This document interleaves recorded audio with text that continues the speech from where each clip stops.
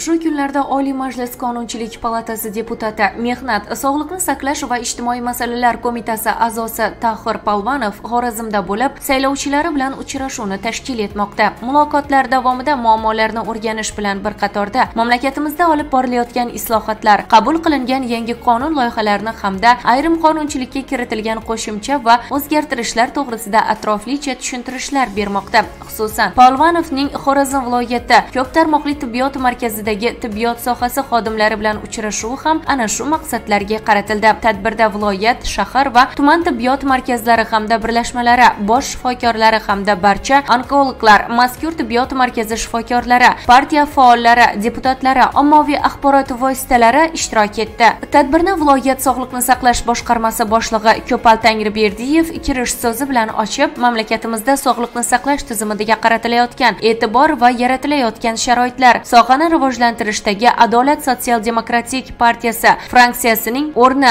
fraksiya tomonidan olib borilayotgan ishlar to'g'risida so'z yuritdi. Deputat davlatimiz rahbarining 7-8 may kuni bo'lib o'tgan sog'liqni saqlash sohasiga qaratilgan video selektor yig'ilishining mazmun va mohiyati, sohada yo'l qo'yilayotgan kamchiliklar va olib borilayotgan islohotlar to'g'risida hayotiy misollar bilan atroflicha tushuntirishlar berdi. Ta'kidlanishicha, mazkur selektor yig'ilishi sog'liqni saqlash tizimidagi mavjud muammolarni nafaqat tan olish, balki ularni bartaraf etish uchun amaliy choralar ko'rishda boshlangan. Bu endilikda sohadagi har bir rahbar, har bir shifokor va har bir tibbiyot xodimining mas'uliyatini oshiradi. Shuningdek, sog'liqni saqlash endi raqamlar emas, insonga ko'rsatilayotgan real sifat mezon bo'lib xizmat qilishi kerak. Shuningdek, Adolat sotsial-demokratik partiyasi, Demokratik partiyasi tomonidan bir qator loyihalar, jumladan Bor mehrimiz senga bolajon beg'araz donorlik aksiyasi, ayniqsa hozirgi kunda davom etayotgan bolalar salomatligi partiya e'tiborida loyihasi doirasida davlat va nodavlat maktabgacha ta'lim tashkilotlari tarbiyalanuvchilari orasida yassa oyoqlik va